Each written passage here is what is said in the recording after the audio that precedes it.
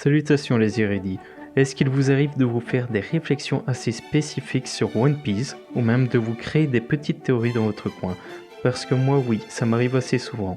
Et donc si vous aimez les théories et que vous en voulez des inédites dont personne n'en a jamais entendu parler, vous êtes au bon endroit. Alors je vous invite à vous installer confortablement car on part pour un top 5 de mes théories personnelles sur les fruits du démon. Et on y va de la moins intéressante à la plus croustillante, donc restez bien jusqu'au bout. On va commencer le top 5 en douceur avec quelques paradoxes avant de parler des théories. Comme vous le savez tous, il existe tout un florilège de fruits du démon différents. Il y a des fruits absolument sur tout, même sur la nourriture ou même des objets. Eiichiro Oda a même déclaré dans une interview qu'il existait autant de fruits du démon que l'homme pouvait en imaginer. Mais du coup, je me suis fait la réflexion, s'il existe autant de fruits du démon, on ne devrait plus y avoir assez de place sur Terre pour marcher. Et oui, il n'y avait pas pensé notre cher Oda. Allez, on enchaîne avec Teach. Comme vous le savez tous, il est normalement possible de manger qu'un seul fruit du démon à la fois, mais Teach lui en a mangé deux. Et ce n'est pas vraiment un paradoxe car c'est voulu par l'auteur, mais il me semblait essentiel de le rappeler, car je pense que ça avait choqué tout le monde à l'époque. Et aujourd'hui, on ne sait toujours pas comment il a fait pour en manger deux. Il existe plein de théories différentes sur le sujet, mais ma théorie préférée est qu'il aurait mangé le fruit du kraken. Ce n'est pas la théorie la plus crédible, mais je la trouve assez intéressante. Si cette théorie vous intéresse, je vous mettrai un lien dans les commentaires. Pour en finir avec les paradoxes, on va parler du fruit du démon de l'eau. Alors celui-là, on y a tous pensé, ce fameux fruit du démon de l'eau, et oui, comme vous le savez tous, les détenteurs de fruits du démon ne savent plus nager. Mais théoriquement, il devrait exister un fruit du démon de l'eau.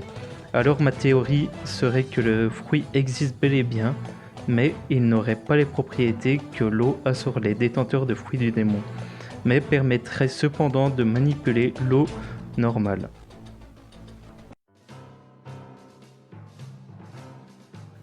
Allez, on part sur les théories. Parlons d'un truc qui m'a fait tilter, auquel j'ai pas mal réfléchi. Pour le contexte, cela se passe durant la guerre au sommet. À un moment, Luffy va utiliser Baggy pour se protéger de Mihawk. Ce dernier tranche alors Baggy en 1000 morceaux. Vous allez me dire, normal vu que le fruit du démon de Baggy l'immunise contre un sabre. Sauf que Mihawk a une lame noire. Pour rappel, les lames noires sont des lames qui ont tellement été imprégnées de haki qu'elles finissent par rester noires. Baggy aurait dû mourir. Vous pourriez me dire oui mais non, mais c'est un exemple pour vous mettre dans le contexte. Ma théorie est la suivante, le pouvoir du fruit du démon est donné à son paroxysme. Ce n'est pas juste un pouvoir, c'est le pouvoir. Dans le cas présent, Baggy ne meurt pas, car il est immunisé au tranchant, même à une petite dose de haki, comme une lame noire. Autre exemple, Luffy vs Ener. Certes, Luffy est immunisé à la foudre, mais Ener générant des millions de volts. Le caoutchouc de Luffy aurait dû fondre, mais ce n'est pas le cas.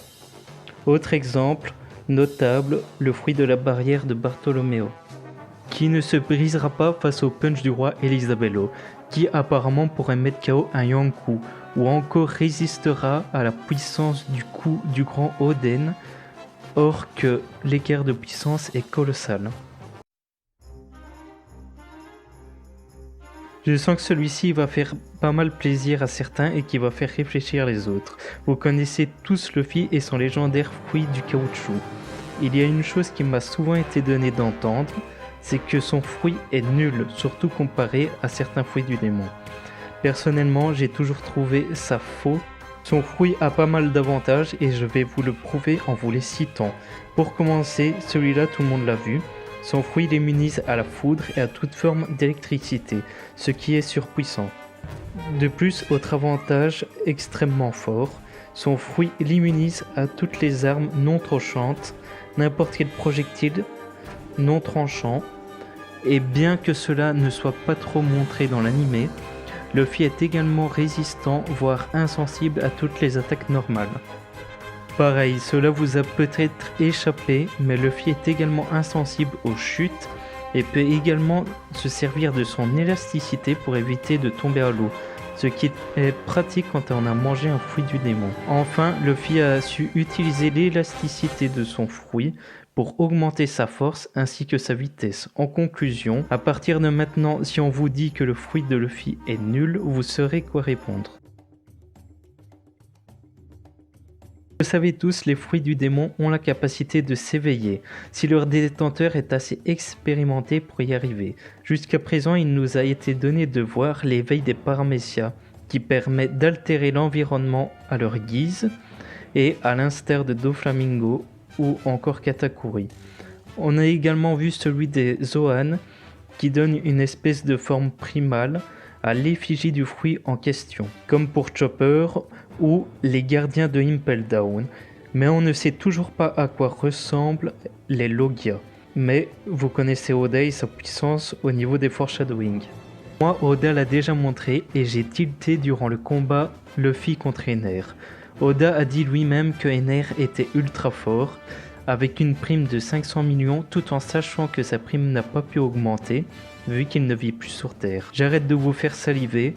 À un moment durant le combat, Ener mis en difficulté surtout à cause de la résistance naturelle à la foudre de Luffy. Ener va se transformer en une sorte de Bouddha qui va lui augmenter sa puissance et pour moi c'est ça l'éveil des Logia. Une sorte de fusion entre le fruit et le détenteur de ce dernier.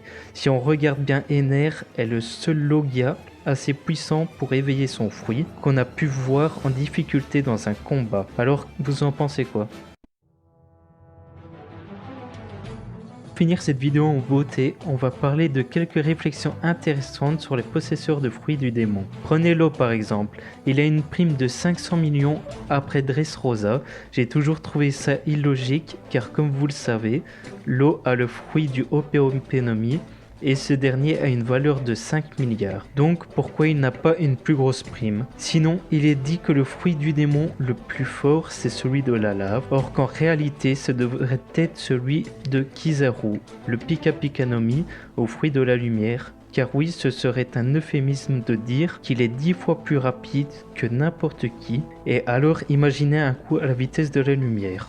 Pour conclure, je vous offre un petit florilège de personnages potentiellement immortels grâce à leur fruit du démon. Donc on a Brook, peut-être Perona, potentiellement Ivankov, Sugar, Big Mom si elle est pas bête, Mondor à condition qu'il vive dans son livre, peut-être Marco le Phoenix, et enfin mention honorable à Alvida dont le corps ne peut pas vieillir, à Law qui peut rendre quelqu'un immortel, et à Toki qui peut voyager dans le temps. Et voilà les érudits, la vidéo touche maintenant à sa fin. Si elle vous a plu, je vous invite à liker et à vous abonner pour ne pas rater les prochaines vidéos qui arrivent. De plus, si vous avez des théories personnelles, je vous invite à les partager en commentaire. Je me ferai un plaisir de les lire et de vous répondre. Sur ce, à la prochaine.